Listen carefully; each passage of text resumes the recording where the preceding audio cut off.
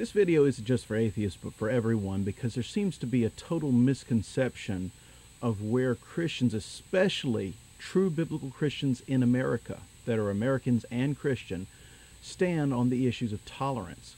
And what I'm sick and tired of hearing is this fake tolerance of what a lot of Americans call the left wing or liberals. There's a total misconception of what we teach. If I had $1 for every time I was accused as a Christian on YouTube of being the cause of the destruction of the planet, the killing of millions, the enslavement of other people, and being a slave owner, I would be a very wealthy man, and I would be coming to you from a much finer studio on television, because I could buy national airtime, not on cable, but on CBS, NBC, or ABC, the major networks. It's that ridiculous. This is a major misconception and a misconstruence. Actually, in most cases, it's an actual straw man. Atheists that are militant atheists that are out there evangelizing cannot afford for people to know what Christian theism really teaches about personal freedom.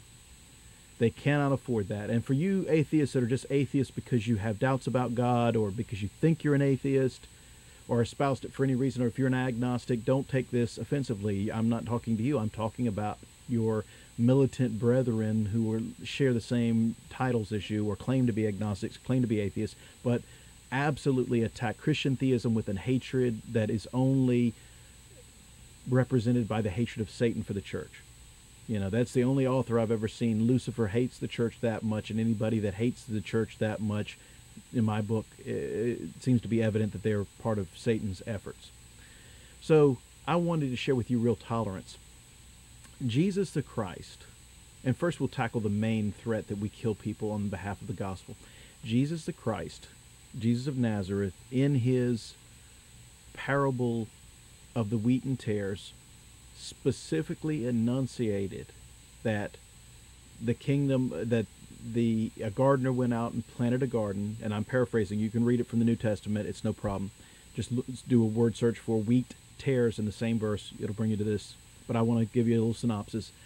The wheat and tares, a gardener went out and sowed a great field, and behind him his enemy came in and sowed the seeds of weeds and tares to damage the field, to undermine the wheat crop. When it came time the sprouts came up, the gardener's workers came back and said, "Hey, someone's put weeds. These tares are all through your garden. We want to pull them up." And he said, "No, no, no. It might disturb the wheat. Let it grow, and at the time of harvest, then we'll separate the wheat from the tares."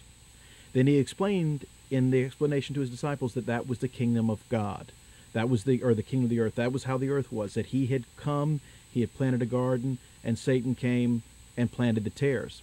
And he said specifically, we do not get to take the tares out.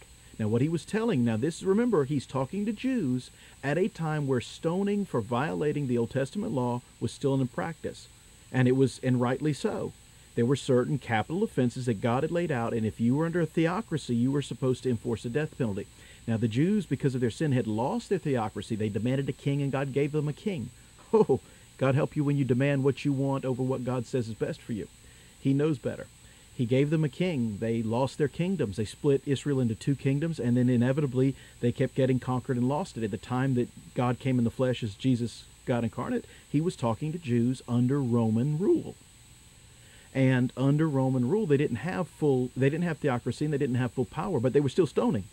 So what God told his disciples, he said, wait a minute, you can no longer, you're not a theocracy anymore. You're humans trying to separate the wheat from the tares. No, no, no, no.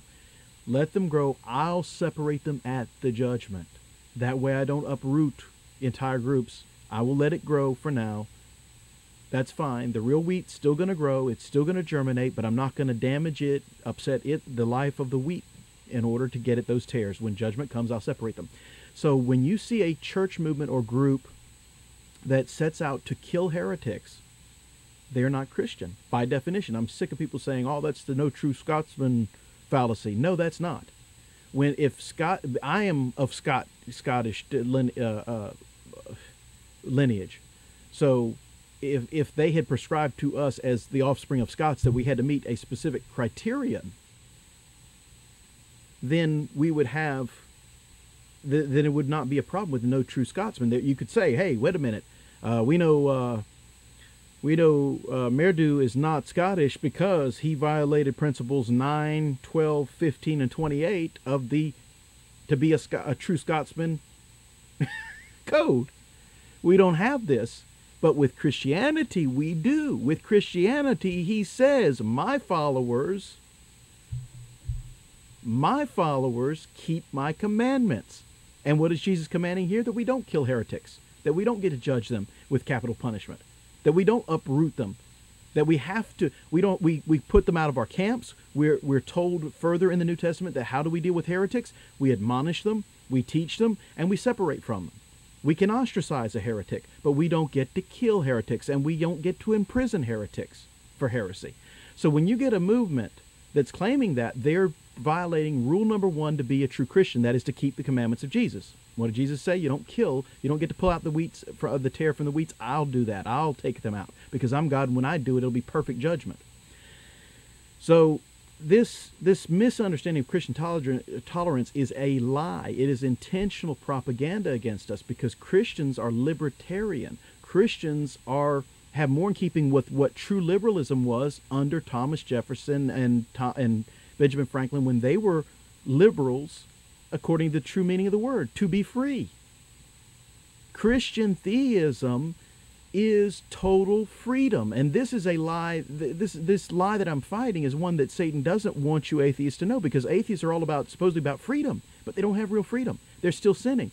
Christianity is where God came in and said, listen, I'll save you from your sins. You can't stop sinning. You keep doing it and doing it and doing it, and you can't get away from it. You don't feel fulfilled, and you don't feel filled up inside, and you keep having to go back to this fallen man you're born with this sin, this carnal desire, and you can never fulfill it. He said, listen, I'm going to set you free from it so that you don't have to sin anymore, and then I'm going to give you that sense of fulfillment you're looking for when you're doing these things, so that you don't feel the need to do them anymore, so that you do what you want to do, not what you have to do. And that's what Jesus is about. Matter of fact, the commandments of Jesus were not all these Talmudic commands. He doesn't tell you a bunch of do's and don'ts.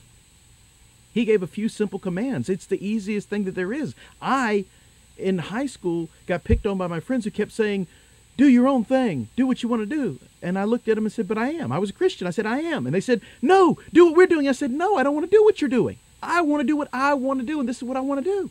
They had not freedom, and they were telling me because I was not going with them in their rebel rousing that I wasn't free. And I'm like, no, I'm free, but those things disgust me. Certain of those things absolutely bewilder me. I don't see how you can enjoy it worshiping the porcelain god. That's not my idea of fun. Why would I do that? And they were mad because I wouldn't go with them in their revelings, which we know in the Bible God explained that and said they will find it strange when you will not go with them in their excesses and their revelings. But, to you guys that aren't Christians, you got to understand, we Christians are for total freedom. We could not escape Roman Catholicism and the wars of Europe and the total constant move toward a one world government or one world power structure that we knew was of the Antichrist, that we got on ships, the Dutch Calvinists, Presbyterians, the Covenanters, the French Huguenots, true Bible-believing Christians, in order to escape the persecution of the Counter-Reformation, got on ships and went to a country that was all frontier, where the Native Americans had dwellings and stuff, but they had not built great cities like they had in Europe, and they came here to have freedom. The whole country was founded on it.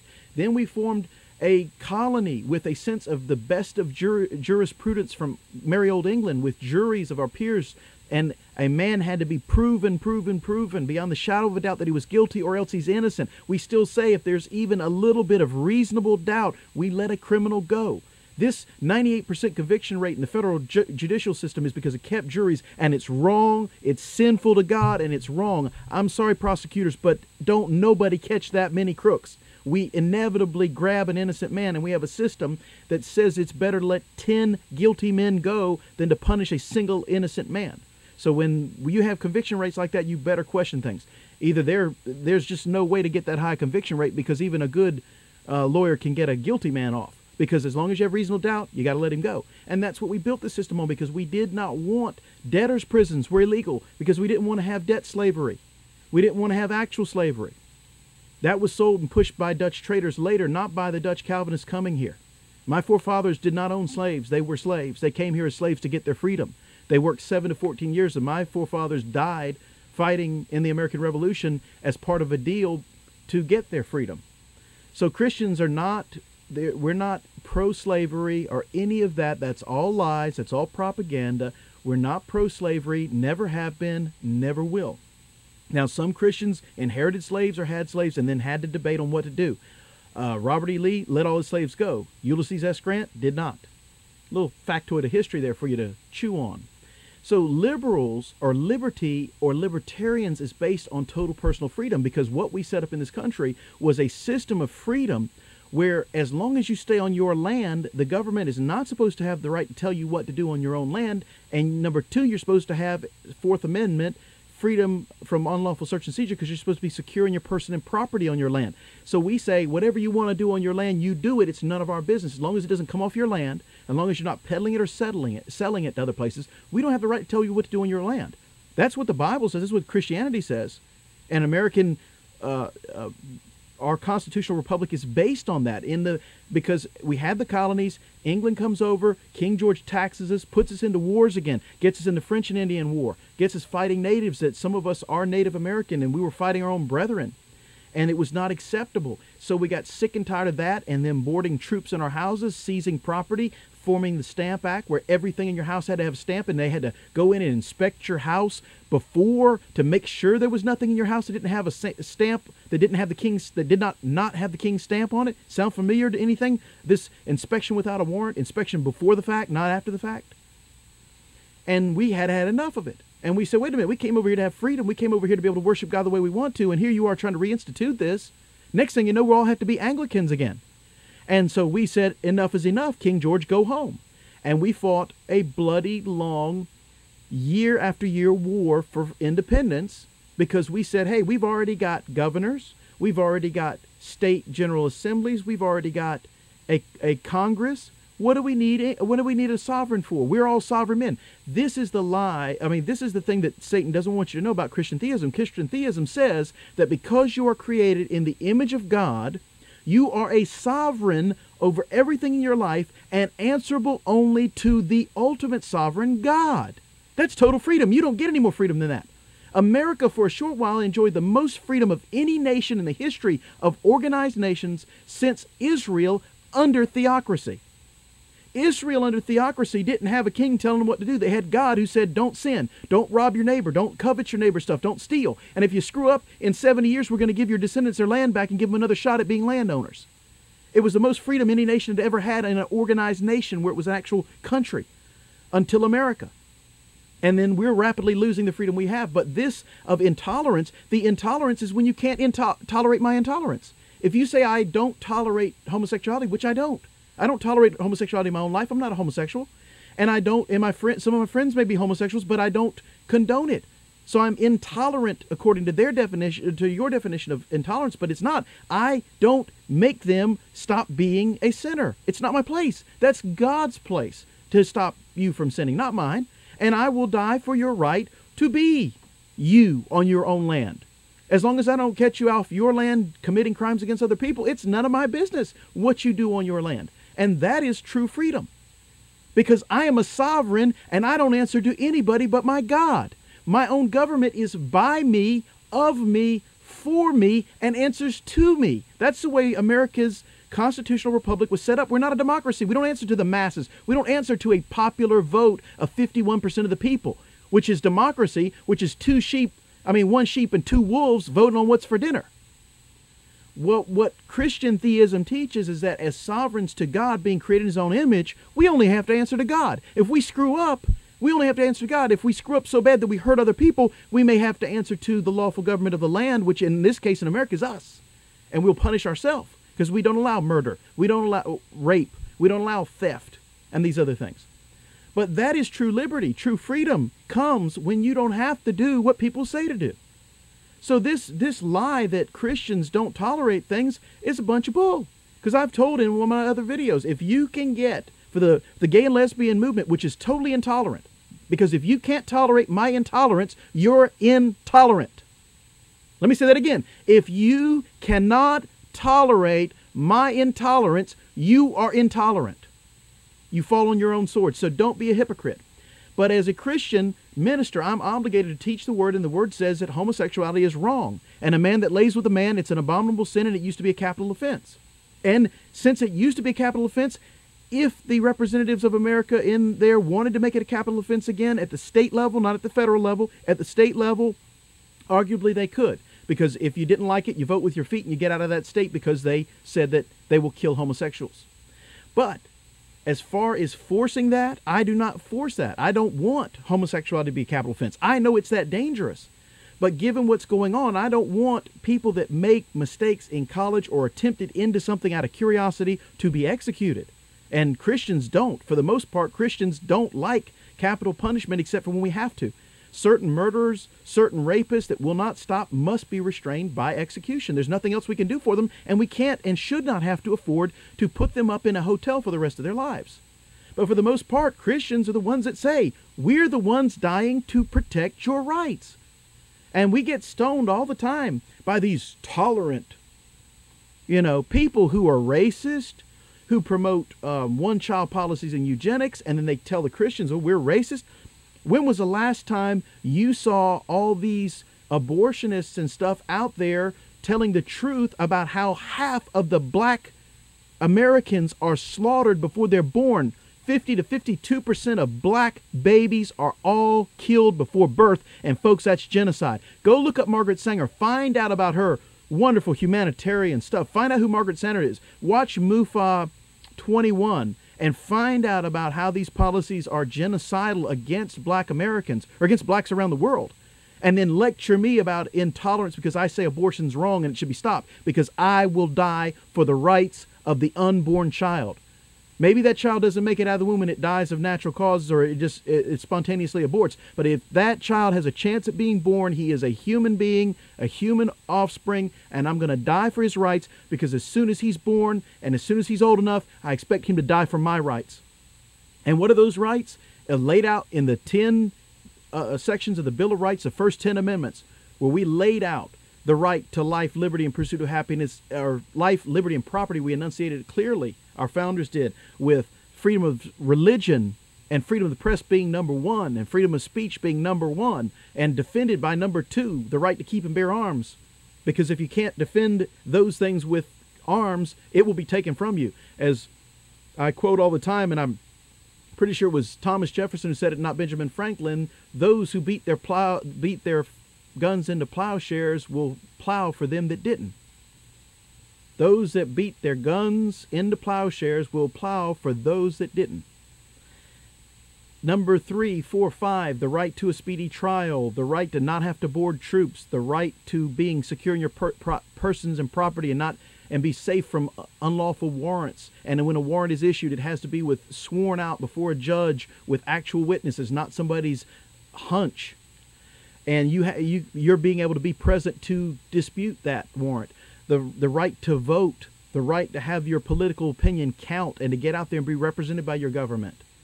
All these rights are based on the scripture that says that as a human and not an animal, as being created in the image of God and not the image of a baboon, that you are therefore entitled to those rights given to a sovereign spiritual entity, which is to be secure and own what you own, to be safe, to be able to travel at will wherever you want to go safely, and to do what you want to do. That's what sovereign is. And this is what Christianity teaches. This is what Christian theism teaches. This is what the Bible teaches. And yet I'm called the intolerant one, and I'm tired of it. This video was brought about because an atheist that was debating me said you should tell people where you stand on these issues and explain. Because what is being told is that we are being badmouthed and lied about by so many to destroy Christian theism and to shut Christians up that there's just all these stereotypes of Christian theism that don't fit. I told Christians and I told non-Christians in the Tea Party movement, shut up about marriage.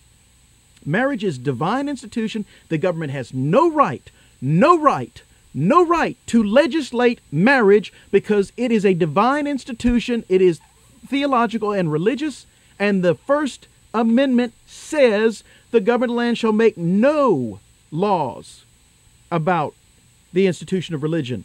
That is not just not making a state religion, but telling you how to practice your religion. Therefore, marriage is totally religious. So if like I said before, and I'll say it again, if you guys can get some liar, nut job, new age minister that has a guru church or whatever that will marry you, you can be married. Homosexuals can be married. Men can marry men, and women can marry women. It's not real marriage because God said it is one man and a woman in the garden. But you can get married, and I can't tell you can't. All I can do is tell you, hey, do that abomination. God doesn't acknowledge it, but you're free to do it as long as as long as you're claiming it's a religion. You can do it. You'll have to answer for it when judgment comes, but that's your right as an American citizen and as a sovereign. And this is what they don't want you to know. So I told people in the Tea Party, don't vote on this. We cannot have a marriage amendment. We cannot make a marriage law. The Sanctity of Marriage Act is wrong because the Constitution does not allow the federal government to dictate how local people live. I said at the state level or the county level or the city level, you can make that law because basically what you can do is say at that local level, we don't want you to live here if you live like that. Go somewhere else. But you can't go and make a law about religion if it's religiously done. So at the local level, even if they do that, you can't, if it's religion and it's done through a religious institution, then the local government can't tell you you can't live in their town like that. And the other thing is, the flip side is true. The government can't tell me like they're doing in Scotland that I can't rent to that I have to rent to a homosexual. You don't get to use my property to sin. Just like I tell my friends, I don't want you getting drunk at my house. I don't want you partying and sinning at my house. I don't want you laid up with a bunch of women or having an orgy at my house. The same applies for homosexuality. I don't have to rent you my house or an apartment of mine if I know you're a homosexual couple. The same applies to ethnicity. If I don't want to rent to white people and I want to exclusively rent to black people, it's my God-given right in America. This of laws telling us what we can and can't do with our own property is illegal. A corporation has no rights under the law. They're protected only by contract law, and we, the people, can say a corporation cannot discriminate. But if you make a hamburger joint and you're a black owner and you don't want any white people getting served there, I can't tell you as a God-fearing American anything but you might want to check it out because if you hate white people, you're probably not going to heaven. But I can't tell you that you have to serve white people because that's against your personal desire to do with your own property. Now, if you have a corporation, then I get to say something. But if not, it's fine.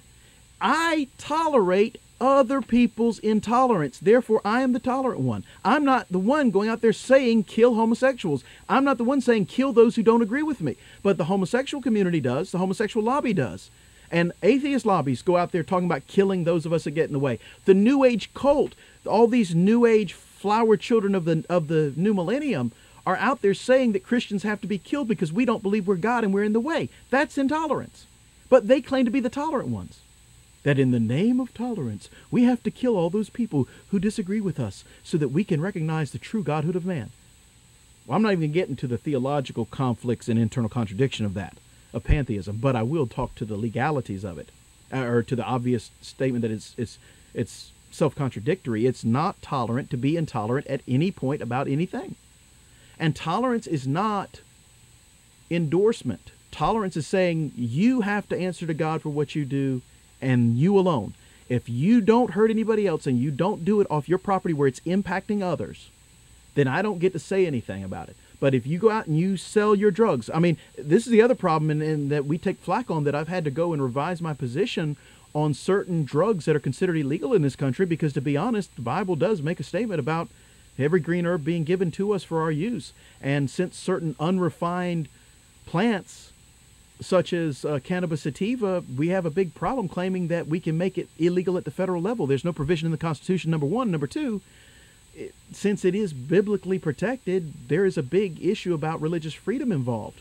And, you know, a lot of honest Christians are going to tell you, I don't have the right to tell you not to smoke marijuana on your property if you grew it. Now, we can oppose the trafficking of it from Mexico and how the United States government, by keeping it illegal, keeps forcing the prices up and getting a lot of people killed when this is something that people could grow on their own and we could just leave them alone, because this is the thing that Satan doesn't want you to know about the Christian churches. We're the ones saying what you do on your own property is your own business. If you want to sit there and get drunk all the time and grow your own cane plants and make molasses to make your own rum and stay drunk 24 hours a day. If you want to grow so much weed that, hey, I've never seen anybody overdose on marijuana, but I've sure seen them try. If you want to sit there and grow a whole 20 acres of weed and try to smoke it all in one day and kill yourself by overdosing, go ahead. It's your property. I don't have the right to tell you that. People that don't know the Constitution of America are the ones that want to tell you that.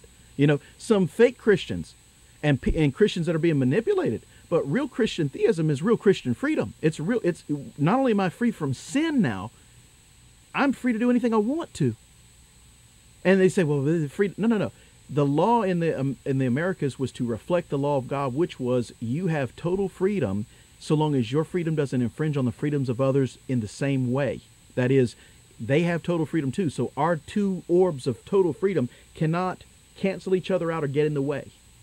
So you can't go tell a man he can't plant tomatoes on his yard. You can't go tell a man what he can and can't grow on his property. But if he's dumping chemicals on his property that flow off onto your property, then you get to say something, because that's interfering with your right to grow an organic garden. If he's using pesticides or fertilizers and it's getting in your garden, you get to say, hey, Freddie, you're going to have to find a way to hem up your garden and use chemicals that don't affect me. Other than that, you don't get to tell Freddie what to do on his land. That's what freedom's about, and that's where Christian theism stands. We're not trying to tell you what to do. The only reason we have to take an unmovable position on abortion is because we have to defend the rights of Americans, period. Many of us have taken the oath of office, and we are bound by our word to defend the rights of everyone. And a child that is about to be born has rights. If they don't have rights, nobody has rights. If a human being is not of God and is an animal, then animals don't have rights. And you guys that don't get where this is going, that don't understand communism and socialism, and don't understand where social Darwinism is headed and where Darwinian evolution is headed to destroy the foundational statement that man is created by God in the image of God and is therefore given unalienable rights by God, then you don't understand where this is headed. Because where this is headed is that you're an animal. And animals, by law, do not have rights. Now, you got these knotheads trying to confuse it by giving animals rights, but they don't have rights. I'm sorry, folks. I think it is disgusting to torture animals, but if it's your pet and it's your property and we don't hear the animal screaming, I don't get to necessarily tell you that that's wrong. I mean, I tell you that you can't do it. You answer to God if you torture small animals, but I can't get in there and tell you you can't do it if it's your own small animal, because animals don't have rights. You as a human being have rights, and if the government comes in or anyone comes in and tries to murder you, I have to lay down my life to defend you, that your rights not be violated by anyone, especially that government that is me, that is by me, of me, and for me, that answers to me. Because if you out there are an American, a United States citizen, you are the government of the United States of America. If you don't like it, change it. Go change the government. Get it cleaned up. We got to get this government agencies back on the reservation. Forgive me, but I got enough Native American blood to say that. We got to get them back under control. They were never meant to have this much power. And Christians are libertarians by definition.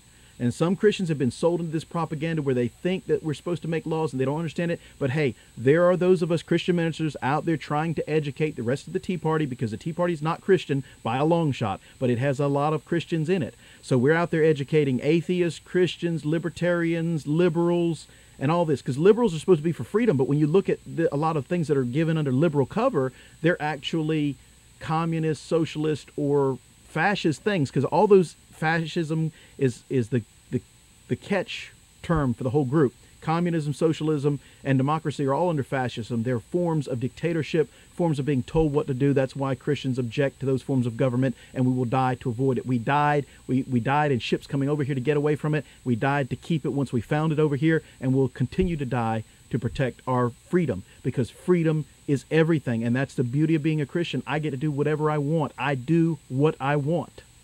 At times my flesh will rise up in me and I want to do something that's wrong, but then I don't want, in the end, I really don't want it, because what's most important to me is the joy of relationship with God, the blessings that He gives me, the way He takes care of me, the peace and freedom that I have, because I get to explore what I want to explore. I get to research what I want to research. I get to study what I want to study. I get to do most of what I want to do, except for financial limitations that limit me and some of the things.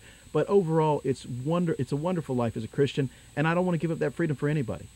And they won't take it from me. They'll take my life before they take my freedom. And that is the thing that Satan does not want you to know. That's what the militant atheists don't want you to know, is that real Christians aren't going to steal your freedom from you. We're out there defending it with our blood. And we'll continue, because a lot of good Christians died. It was Christian ministers and deacons and elders at Lexington Green that stood up to the British and went out there and got shot up at Lexington Green in order to defend the what do you call it?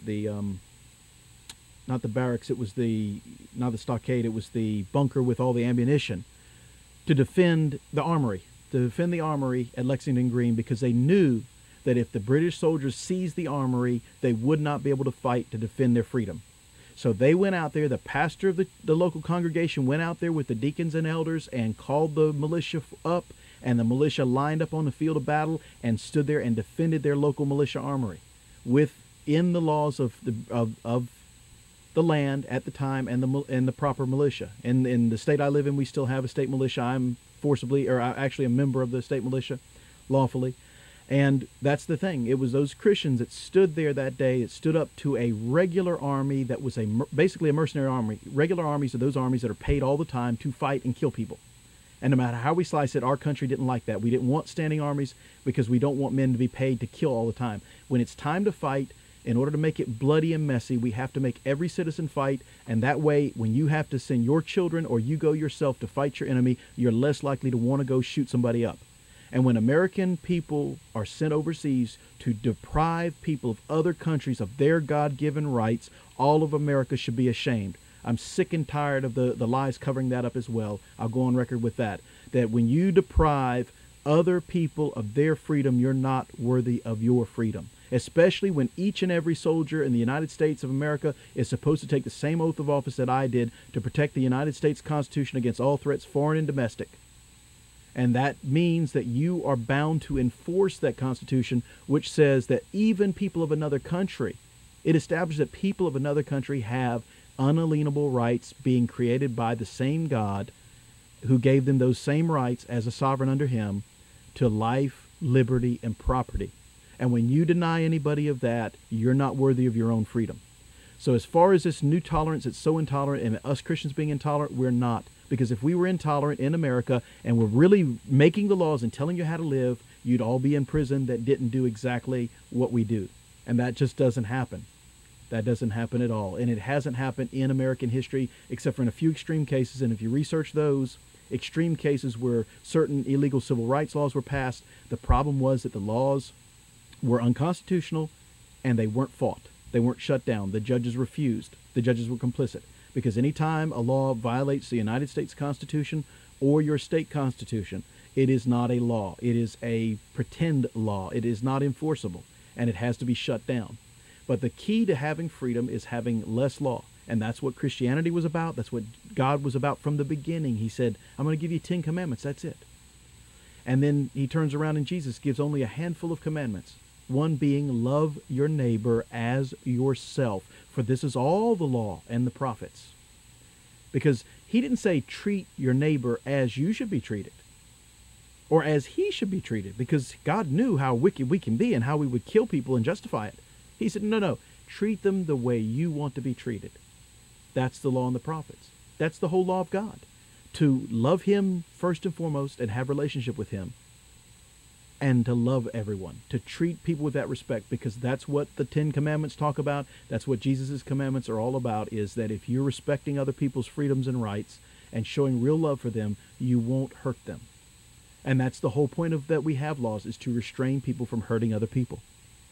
And again, Christians are libertarian in nature. We're for freedom because people can handle it. I don't care. I'm sick and tired of these communists trying to tell Americans, and their NRT party groups even, and different groups saying that people can't handle freedom. No. Crooked banks and international corporations cannot handle having people have personal freedom, because then they can't control us and force us to buy their products and maintain their profit margins if people are free to compete with them and they're not granted their monopolies. But there is no problem with people having freedom, because we have the freedom to restrain those who abuse their freedom. So we do have laws and can have laws that say if a man goes out and murders, we don't deprive him of his gun rights. We deprive him of his life. A murderer should be executed. End of story. Then he can't kill anybody anymore. You don't have to take my gun away to protect me from a murderer. All you're doing is making it easy for a murderer to kill me. Because a 98-year-old woman in a wheelchair can pull a trigger. God created us equal. Sam Colt helped put the teeth in it.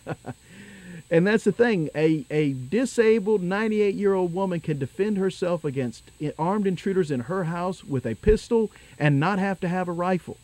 So taking her gun from her is not going to protect her. You should give her 2 guns and make sure she has enough medicine to pull the trigger when the time comes. Christians are about freedom, total freedom, including freedom from sin. And those of you that feel you've been deprived of your personal freedom in civil discourse, that's nothing compared to having total freedom. You haven't had a taste of not having to sin, waking up in the morning and not feeling the need to do anything but to get up and do what you want to do. Freedom from sin is even better than freedom in your personal lives. Freedom to do what you want to do. It's freedom to not have to do what you don't want to do. That's the beauty of it. So I implore you to get the truth. Don't listen to these liars and propagandists that want to tell you that we're your enemy and we're trying to deprive you of freedom, because Christianity is all about freedom, total freedom, physical freedom, governmental freedom, property freedom, and spiritual freedom, which is the most important, because as long as you're enslaved in sin, all these other freedoms don't matter because you're not free. The worst thing you can enslave is a person's mind and their soul.